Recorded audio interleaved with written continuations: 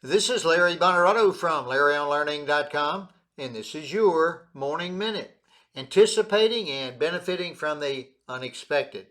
When I think of great, successful strategists who turn vision into reality, two names come to mind: General Douglas MacArthur and Elon Musk. Different leaders from different times with different missions, but both harnessed critical thinking to anticipate challenges, take bold action, and achieve remarkable success. Let's define critical thinking. It is the disciplined process of questioning, analyzing, interpreting, and evaluating situations to make sound judgments.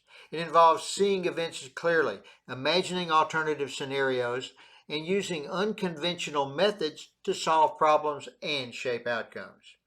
General Douglas MacArthur displayed critical thinking in three different areas.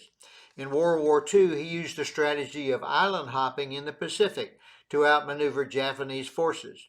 He calculated every potential move, his own and the enemy's, preparing contingency plans for each. That process helped secure total victory.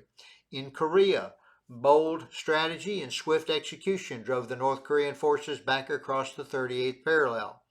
And as military governor of Japan, MacArthur took a radically different approach. Instead of dismantling Japan's identity, he preserved the emperor as a symbol of national stability. That single move helped transform a former enemy into one of America's strongest allies. Elon Musk, on the other hand, sees the future through a different lens. He launched Starlink, a satellite network that delivers internet access globally without towers or wires. Through Tesla, he didn't just make electric vehicles, he reinvented how they're designed, sold, and driven. And now he's pioneering self-driving cars.